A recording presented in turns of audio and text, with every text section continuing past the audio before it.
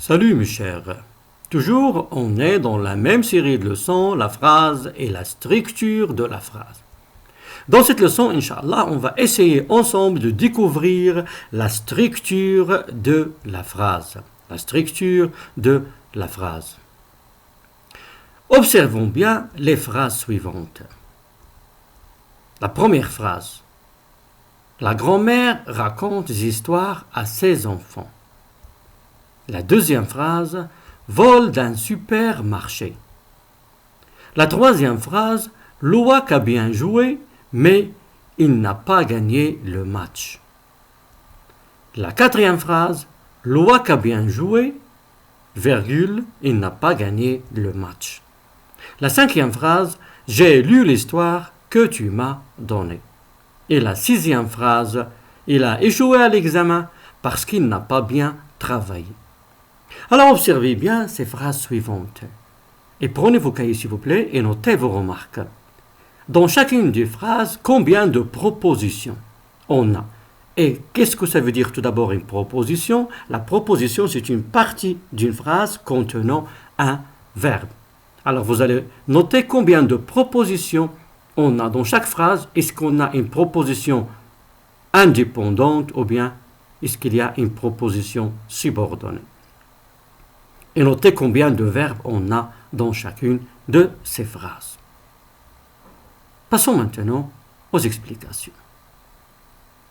La structure de la phrase. Observons bien maintenant la phrase 1 et 2.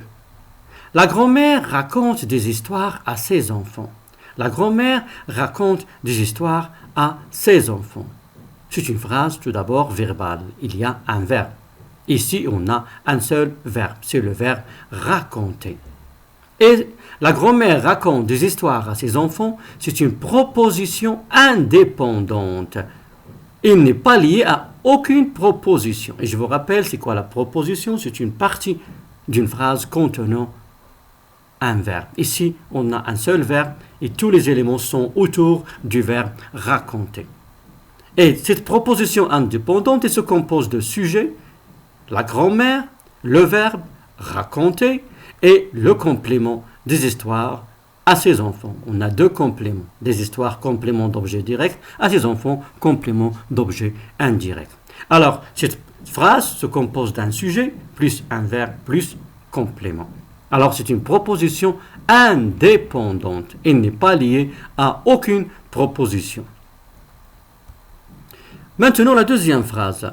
Vol d'un supermarché. Alors, tous ces éléments sont autour d'un vol. Vol de quoi? D'un supermarché. Ici, est-ce qu'il y a le verbe? Alors, c'est une phrase nominale. Et aussi, c'est une proposition indépendante. Et c'est une proposition indépendante et n'est pas liée à aucune autre proposition. Alors, on dit que la phrase 1 et 2 sont des phrases simples. C'est la phrase simple. La phrase simple. Qu'est-ce que la phrase simple? La phrase simple est une proposition indépendante. C'est une proposition indépendante. Elle se compose de sujet plus verbe plus complément ou bien elle peut être aussi à la forme nominale. Troisième phrase et la quatrième phrase. Dans la troisième phrase, l'OAC a bien joué mais il n'a pas gagné le match. Combien de propositions on a ici? On a deux propositions indépendantes. L'OAC a bien joué, il n'a pas gagné le match. On a deux propositions indépendantes. La première proposition autour du verbe avoir, a, et la deuxième proposition aussi autour du verbe gagner. Il n'a pas gagné le match.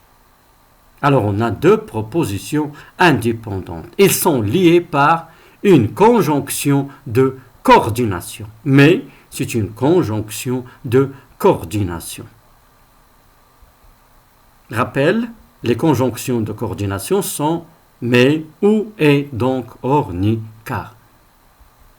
Passons maintenant à la quatrième phrase. L'OAC a bien joué, virgule, il n'a pas gagné le match.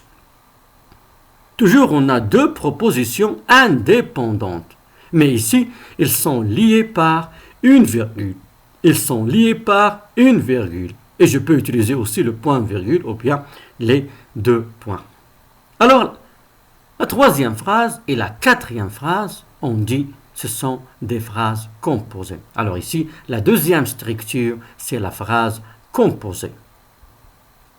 La phrase composée se compose de deux propositions indépendantes reliées soit par une conjonction de coordination, soit par une virgule. Alors la phrase composée se compose de deux propositions indépendantes reliées soit par une conjonction de coordination comme dans l'exemple 3, ou bien par une virgule, un point-virgule, ou bien les deux points comme dans l'exemple 4.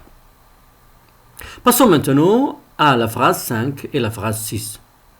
J'ai lu l'histoire que tu m'as donnée. J'ai lu l'histoire que tu m'as donnée.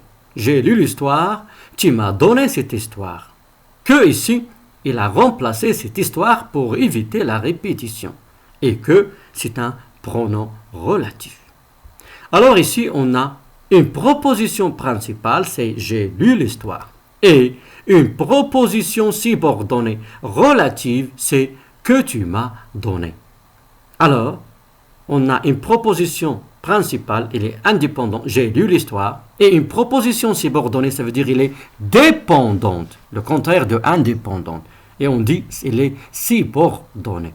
Il est relatif parce on a utilisé un pronom relatif. Ici, on a le pronom relatif que. Que est un pronom relatif. Il a échoué à l'examen parce qu'il n'a pas bien travaillé. Il a échoué à l'examen parce qu'il n'a pas bien travaillé. Alors, ici, on a deux propositions. On a une proposition principale, c'est il a échoué à l'examen. Et une proposition subordonnée parce qu'il n'a pas bien travaillé. Proposition subordonnée circonstancielle de cause. Alors, comment on appelle ces deux phrases? Parce qu'il n'a pas bien travaillé, parce que est une conjonction de subordination. Alors, la phrase 5 et la phrase 6, on l'appelle la phrase complexe. La phrase complexe. Alors, maintenant, la phrase complexe, elle se compose d'une proposition principale et une proposition subordonnée. Ça veut dire dépendante, il n'est pas indépendant. Alors, je répète, la phrase complexe se compose d'une proposition principale et une proposition subordonnée. La conclusion, il y a la phrase simple, la phrase composée et la phrase complexe. Et toujours un petit rappel, la proposition est une partie d'une phrase contenant un verbe. J'espère, mes chers, que vous avez bien compris maintenant. C'est la structure de la phrase. Et dans la prochaine leçon, Inch'Allah, on va voir la phrase composée. En attendant, à bientôt, mes chers.